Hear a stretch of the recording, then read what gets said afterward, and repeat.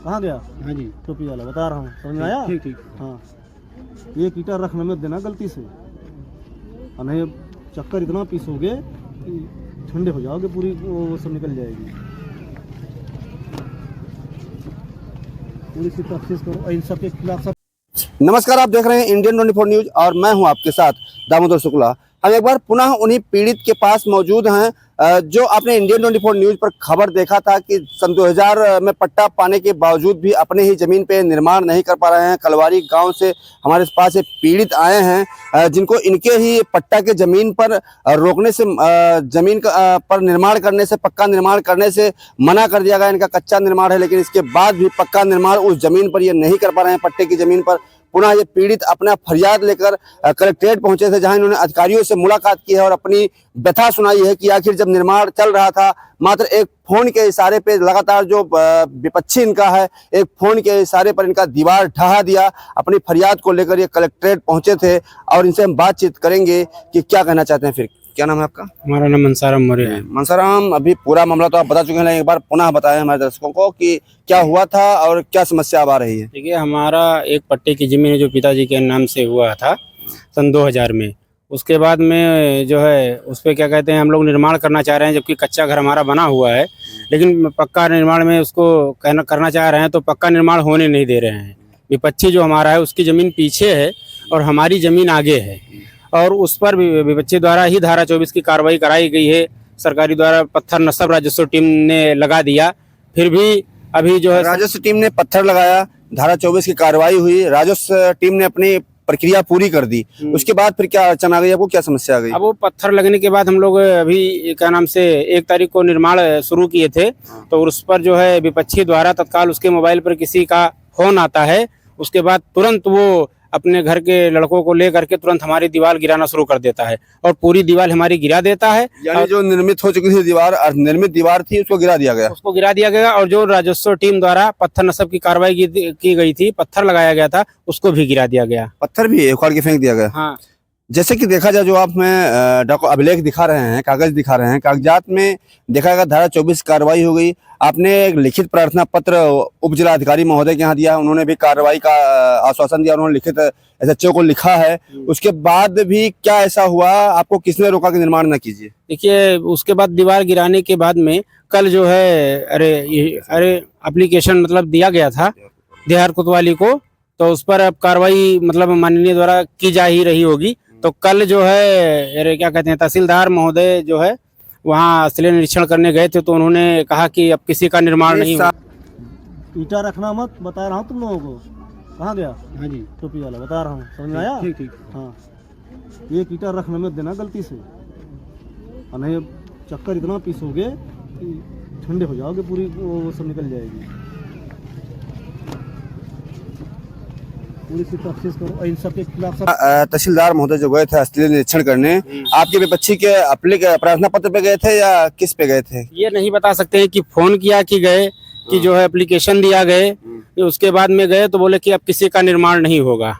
कहा कि जो है आपको कोई लिखित आदेश दिया कि हमको कोई लिखित आदेश नहीं दिया गया, और कहा गया इन सब के ऊपर मुकदमा कर दीजिए। इसके ऊपर मुकदमा नहीं आपके ऊपर? हाँ, हम सब के ऊपर। और वहाँ पे क्या दोष है आपका? कोर्ट से आपका जो पत्थर नस्ब कार्रवाई हुई है उसके आधार पे आप निर्माण कर रहे हैं, फिर आप किसके दोषी हुए, किस चीज का मुकदमा करने का बात कर रहे हैं? समझ में नहीं आ रहा है कि कह रहे हैं कि सभी के ऊपर मुकदमा कर दिया जाएगा, और जो है अब निर्माण आप नहीं करेंगे, रोक दीजिए निर्माण को, एक ईटा भी नहीं रखने देंगे। अच्छा, हाँ, आपने एक बात कही है कि किसी का फोन आया और दीवार ढहा दिया गया।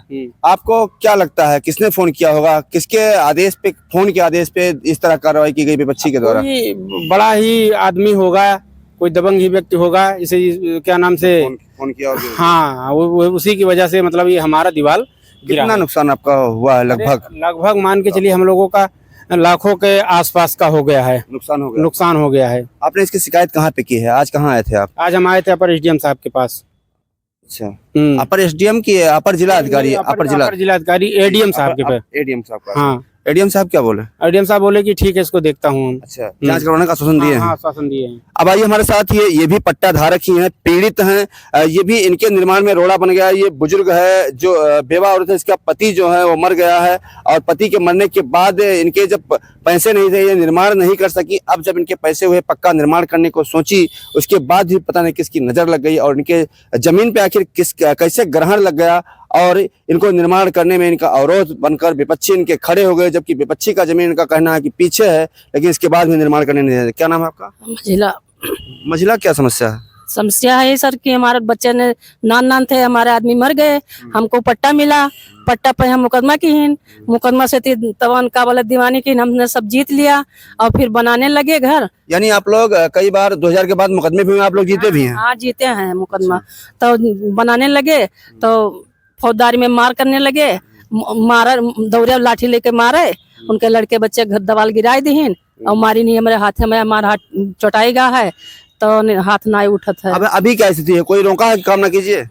तहसील साहब रोकी नहीं की। कल गए थे रोका? हाँ, कहीं की पे ईंटा नहीं धरना, जे खरीदे है तेरे नाम मुकदमा करना और जे बेचे है तेरे नाम मुकदमा करना। अच्छा, हाँ। कहे हैं कि इस पे ईंटा मत रखना। हाँ, कोई लिखित आपको आदेश दिए थे? नहीं दिए? नहीं, कुछ नहीं दिए है लिखित। कुछ नहीं दिए? हाँ, कोई नोटिस? नोटिस कुछ नहीं दिया। कुछ नहीं दिए? हाँ। ये कह गए हैं कि निर्माण इसमें मत करना। हाँ, यह है कि आइए, हमारे साथ एक व्यक्ति और मौजूद है। आप बताइए क्या समस्या है? सर निर्माण करना चाहते हैं, हमारी जमीन आगे है, विपक्षी जमीन पीछे है। निर्माण करने जाते तो निर्माण करने नहीं दे रहे हैं, झगड़ा पे उमादा रहते हैं, मारपीट। विपक्षी का जमीन पीछे है, फिर वो क्यों आगे आना चाहता है? सर जमीन कीमती है, आगे हम अगर बना लेंगे तो उनकी जो जमीन की मूल्य तो वो कम हो जाएगी। अच्छा, इसी वजह से शायद कर रहे हैं हाँ, वो। शायद इसी की वजह से। तो ये देखिए, पीड़ित हैं, ये हमारे साथ एक विधवा औरत है, जहां विधवा और जो वृद्ध हैं उनकी सहायता के लिए यूपी के सीएम योगी आदित्यनाथ सदैव तत्पर दिखते हैं।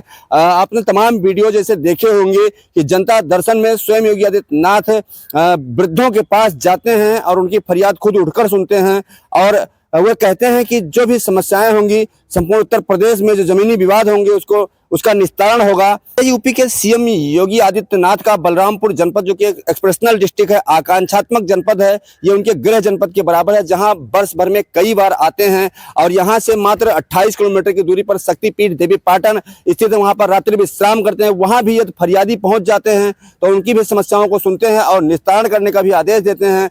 जब सीएम योगी के लगातार यहाँ पहुंचने के बाद ये हाल है, जो पीड़ितों को न्याय नहीं मिल रहा है, तो आम व्यक्तियों का क्या होगा और अन्य जनपदों का क्या होगा, ये सोचने वाली और देखने वाली बात होगी।